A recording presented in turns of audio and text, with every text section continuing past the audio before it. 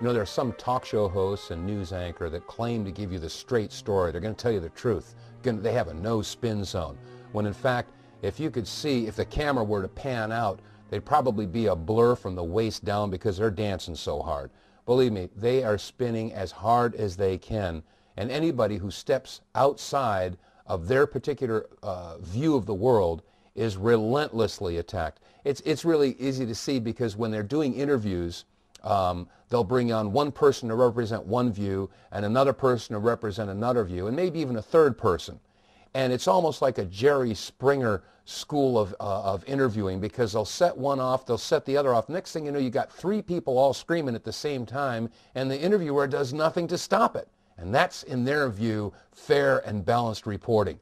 It's nothing but propaganda. And you know, when you start looking for alternative sources of information, of course, people go to public broadcasting or NPR or stuff like that, and they totally forget, you know, the introduction of these television programs, these TV networks, or these radio broadcasts usually start with an announcement by the underwriter. The following program is brought to you by a grant from Union Carbide. Wait a second. Is this reporter going to tell you any information that might be derogatory towards Union Carbide or any of the other main corporations that are funding them? Of course not. So how can we even expect to get the truth from your national public radio or public broadcasting systems when in fact the money that pays their bills and pays the salaries is coming from the very corporations that need to be exposed? The climate in the United States right now is one of tremendous unrest.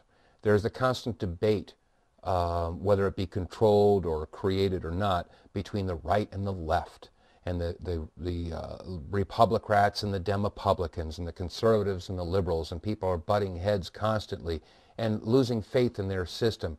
They're seeing the corruption in government. They're seeing corruption everywhere they go. And it seems like the standards are getting lower and lower and lower, and people are getting more disgusted with the United States government. Well, is this serving a greater purpose? Is this preparing some people to accept and even have a desire to allow the United Nations to come in and lead the way? There are a lot of folks on the left or on the liberal side that are embracing the United Nations without ever having investigated how the United Nations came into being, where they came from, who funded them.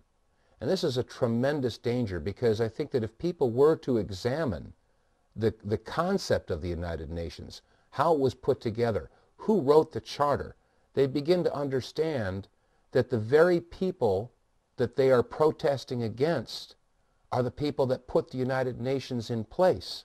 So if we allow our Constitution and our government to go by the wayside and say, oh, well, it didn't work, and the great republic that the United States used to be fell flat on its face and it's destroyed itself, we're going to have to go to the United Nations. We are voluntarily jumping out of the frying pan and into the fire. A few years ago, a USA Today poll asked the question, whom do you trust? 6% said that they trust the federal government, and 24% said that they trust the mainstream media. I ask you, where do we get our information from? From official government spokespersons and from the mainstream talking heads. So if 94% of the Americans don't trust their federal government and 76% don't trust their mainstream media, how are we going to be able to make informed decisions? How can we determine the destiny of our country? We now know that we can write all the letters that we want to our representatives and our senators, and they go unread. You can email them and you'll get a computer-generated response. You can make your phone calls and your cries fall on deaf ears. We now know that there is a very serious question into the integrity of our voting system. And we also know that the legal system has been corrupted as well. So common sense dictates that if you can't vote them out, you can't sue them, you can't have them arrested, what else do we have other than massive demonstrations and, God forbid, an outright revolution? The only possible way out of this mess, obviously, is to inform the American people on a massive scale, which means we would have to somehow find a way to get this message out in the mainstream media. There has been discussion in the past about massive nationwide demonstrations, all coordinated to occur at the same time at every television station, every network affiliate, coast to coast, and force them to open up the television cameras like they used to in the old days when a president was assassinated or when they were walking on the moon. Have them open up all of the nationwide television cameras and bring to the table some of the issues that have been ignored and covered up for all these years. Issues like the Federal Reserve, the IRS, where the true origins of the United Nations, what happened in Oklahoma City or Waco or TWA Flight 800 or 9/11. All of these issues. What happened to our POWs? What's going on with the Gulf War illness? What's going on with experimentation of our troops now? All this information has to be given to the American people. They've got to get this information in order to make informed decisions.